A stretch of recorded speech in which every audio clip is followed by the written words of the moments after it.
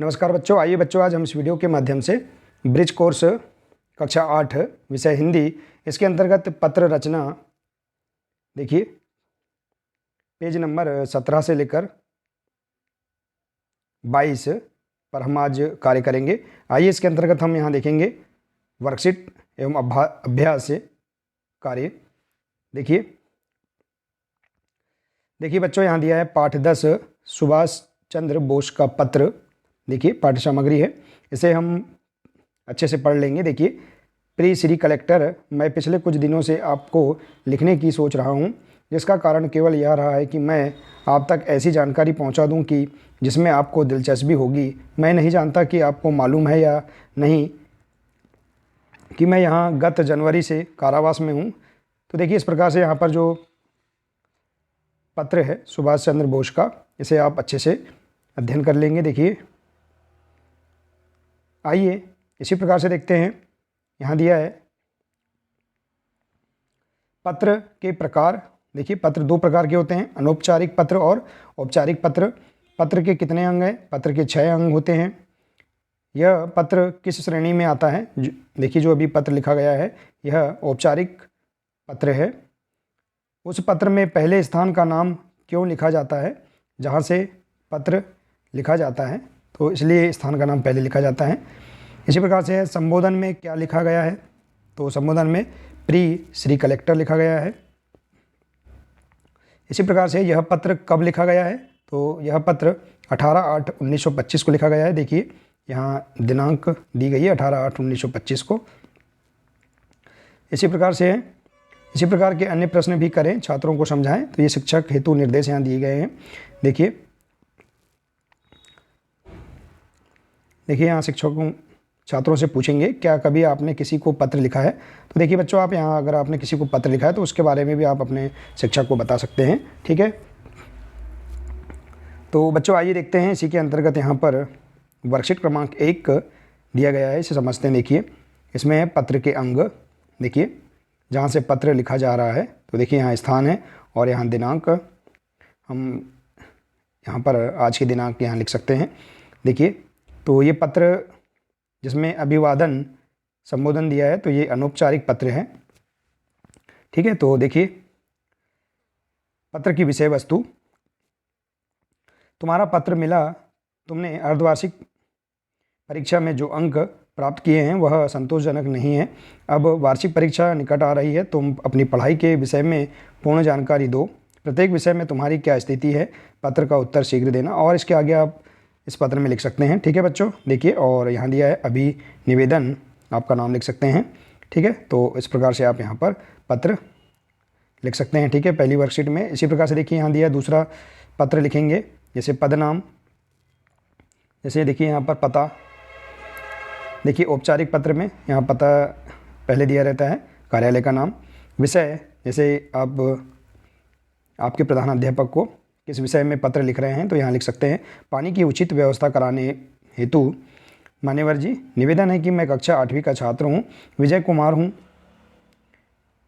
मेरा नाम विजय कुमार है, ऐसा इस प्रकार से लिख सकते हैं। पिछले कुछ दिनों से हमारे स्कूल में पीने का पानी गंदा आ रहा है, अतः आपसे प्रार्थना है कि आप अतिशीघ्र अच्छे पानी की व्यवस्था करें ताकि पानी की परेशानी दूर हो जाए। आशा है कि आप शीघ्र समस्या का समाधान करेंगे। देखिए अभिनिवेदन, आपका आज्ञाकारी शिष्य विजय कुमार, स्थान लिख देंगे और नीचे यहाँ तारीख लिख देंगे। ठीक है, तो औपचारिक पत्र में देखिए तारीख, स्थान व दिनांक नीचे की ओर होता है और अनौपचारिक पत्र में देखिए स्थान व दिनांक ऊपर की ओर दाएं साइड होता है। ठीक है, तो इस प्रकार से आप यहाँ पर पत्रों को लिख सकते हैं। ठीक है बच्चों, देखिए आइए इसी प्रकार से देखते हैं हम अगली वर्कशीट, वर्कशीट क्रमांक 2। देखिए इसमें दिया है पत्र में पत्र लिखने का स्थान किस ओर लिखा जाता है। देखिए पत्र में पत्र लिखने का स्थान किस ओर होता है? तो पत्र में लिखने का स्थान, पत्र लिखने का स्थान बीचों बीच में होता है।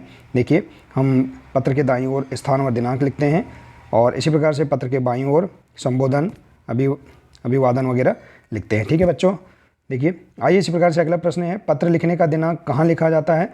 तो देखिए ऊपर के स्थान पर दाहिनी ओर पत्र लिखने का दिनांक लिखा जाता है। इसी प्रकार से है संबोधन किसे कहा जाता है? किसी को पुकारना या बुलाने के लिए प्रयुक्त शब्द क्या कहलाता है? संबोधन कहलाता है। संबोधन पत्र में किस ओर लिखते हैं, तो देखिए संबोधन पत्र में ऊपर के स्थान पर बाईं ओर लिखते हैं, ठीक है। और इसी प्रकार से देखिए अभिवादन का क्या आशय है, तो देखिए अभिवादन श्रद्धापूर्वक किया जाने वाला नमस्कार या वंदना अभिवादन है, ठीक है। और इसी प्रकार से देखिए अगला प्रश्न, अभिनिवेदन का अर्थ स्पष्ट कीजिए। तो देखिए अभिनिवेदन क्या है, नम्रतापूर्वक किसी से कुछ कहना अभिनिवेदन है। तो इस प्रकार से आप यहाँ पर वर्कशीट क्रमांक 2 इनके प्रश्नों के आंसर आप इस प्रकार से दे सकते हैं, ठीक है बच्चों। आइए इसी प्रकार से देखते हैं पत्र लेखन। यहाँ दिया है, हमारे दैनिक जीवन में पत्र लेखन की नितांत आवश्यकता रहती है। देखिए इसके बारे में आप पढ़ लेंगे, इसलिए हम कह सकते हैं कि पत्र कला के विषय में हम अपनी समझ विकसित कर ले। यद्यपि आज के संचार साधनों फ़ोन, मोबाइल, इंटरनेट आदि ने इसको बहुत प्रभावित किया है, किंतु कुछ क्षेत्रों में आज भी यह लेखन आपका अपना महत्व बनाए हुए हैं। किसी संस्था या कार्यालय के लिए पत्र व्यवहार का अपना महत्व आज भी है। देखिए तो इस प्रकार से आप यहाँ पर जो पत्र लेखन दिया इसके बारे में पढ़ लेंगे विस्तार से, और इसी के अंतर्गत हम जो नीचे प्रश्न दिए गए हैं इनके आंसर हम दे सकते हैं। देखिए, शिक्षक उपयुक्त गद्यांश को पढ़कर छात्रों को सुनाएं और छात्रों को भी पढ़ने को कहें। देखिए बच्चों, आप इस गद्यांश को भी अच्छे से पढ़ लेंगे। अब प्रश्न करें। देखिए, हम अपने विचार या घर की सूचना जानकारी किन किन माध्यमों से अपने संबंधियों तक पहुंचाते हैं। तो देखिए, हम अपने विचार या घर की सूचना फ़ोन, मोबाइल, पत्र, इंटरनेट इत्यादि के माध्यम से हम अपने संबंधियों को पहुंचाते हैं। इसी प्रकार से देखिए अगला है, संबंधियों को पत्र लिखे पत्र किस प्रकार में आते हैं। तो देखिए जो संबंधियों को पत्र हैं, देखिए हमने यहाँ भी देखा है। देखिए यहाँ बच्चों, यहाँ महत्वपूर्ण बातें दी गई है। देखिए हमारे स्तर तक 2 प्रकार के पत्र लेखन आते हैं। देखिए पहला है निजी पत्र, व्यक्तिगत या संबंधियों को पत्र, और प्रार्थना पत्र, संस्था प्रधान या अधिकारी वर्ग को प्रार्थना पत्र लिखा जाता है। तो इस प्रकार से पत्र के 2 प्रकार हैं, निजी पत्र और प्रार्थना पत्र, ठीक है। तो देखिए यहाँ प्रश्न है, संबंधियों को लिखे पत्र किस प्रकार के आते हैं, निजी पत्र। और इसी प्रकार से देखिए प्रधान अध्यापक को लिखा पत्र किस वर्ग में आता है, प्रार्थना वर्ग में, प्रार्थना पत्र में। और इसी प्रकार से देखिए हम अभिवादन किस प्रकार के पत्र में नहीं लिखते हैं। तो देखिए प्रार्थना पत्र में अभिवादन नहीं लिखते हैं। इसी प्रकार से देखिए पत्र के नीचे दिनांक किस प्रकार के पत्र में लिखी जाती है। तो प्रार्थना पत्र में आप देखेंगे पत्र के नीचे दिनांक लिखी जाती है। और इसी प्रकार से देखिए पत्र के 2 प्रकार कौन कौन से हैं, तो निजी पत्र और प्रार्थना पत्र। तो इनके नाम आप इस प्रकार से लिख सकते हैं, ठीक है बच्चों। आइए इसी प्रकार से हम अगली वर्कशीट देखते हैं। देखिए यहाँ मूल्यांकन 5 दिया है। वर्कशीट क्रमांक 1 दिया है, पत्र संबंधी औपचारिक बातें। देखिए पत्र लिखते समय ध्यान रखने योग्य बातें। देखिए संबंध, संबोधन, अभिवादन, अभिनिवेदन। देखिए इनके लिए हम किस प्रकार से शब्दों का यहाँ प्रयोग करते हैं, जैसे अपनों से बड़ों या माता पिता, भाई, गुरु। इसके लिए संबोधन देखिए आदरणीय, पूज्य। इस प्रकार से देखिए अभिवादन किस प्रकार से प्रयोग में लाते हैं, प्रणाम, चरण स्पर्श। और अभिनिवेदन में आपका आज्ञाकारी, पुत्र, शिष्य।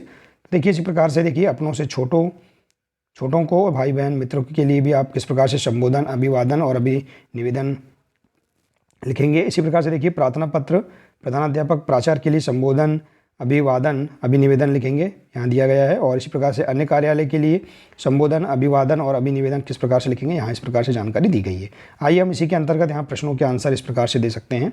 देखिए यहाँ निर्देश दिए हैं, शिक्षक श्यामपट पर इस जानकारी को छात्रों से चर्चा करते हुए लिखते जाएँ, हर जानकारी स्पष्ट करें और प्रश्न करें। देखिए पत्र कितने प्रकार के होते हैं, तो पत्र 2 प्रकार के होते हैं। पिताजी को पत्र किस श्रेणी में आता है, तो पिताजी को पत्र निजी पत्र की श्रेणी में आता है। इसी प्रकार से देखिए माताजी को पत्र लिखते समय अभिवादन में क्या लिखेंगे, तो माताजी को पत्र लिखते समय देखिए अभिवादन में प्रणाम, चरण स्पर्श। देखिए तो इसे हम यहाँ लिख देंगे। इसी प्रकार से देखिए गुरुजी के पत्र के समापन आत्मनिवेदन में क्या लिखेंगे, देखिए तो आपका आज्ञाकारी शिष्य। देखिए यहाँ दिया है गुरु जी के इसमें आपका आज्ञाकारी पुत्र या शिष्य। और इसी प्रकार से देखिए छोटे भाई बहन के अभिवादन में क्या लिखते हैं, तो प्रसन्न रहो, शुभाशीष, खुश रहो, इस प्रकार से। और प्रधानाध्यापक को पत्र लिखने के लिए पते में क्या लिखा जाता है, पता, विद्यालय का नाम, इस प्रकार से लिखा जाता है। और देखिए अगला प्रश्न है, मित्र को लिखे गए पत्र में समापन में क्या लिखते हैं, तो देखिए तुम्हारा स्नेही शुभचिंतक। इस प्रकार से आप यहाँ इन प्रश्नों को बहुत ही सरल तरीके से पूर्ण कर सकते हैं। ठीक है बच्चों, देखिए मूल्यांकन वर्कशीट एवं अन्य जो प्रश्नों के आंसर हैं, अन्य जो अभ्यास कार्य हैं, इन्हें आप इस प्रकार से बहुत ही सरल तरीके से पूर्ण कर सकते हैं। ठीक है बच्चों, देखिए तो बच्चों आशा है कि आपको ये सभी वर्कशीट बहुत अच्छी लगी होंगी, समझ में आ गई होंगी। बच्चों अगर आपने अभी तक इस चैनल को सब्सक्राइब नहीं किया है तो इस चैनल को सब्सक्राइब कर लें, बेल आइकन को प्रेस कर लें ताकि इसी प्रकार की सभी जानकारी सबसे पहले आप तक पहुंचती रहे। नमस्कार।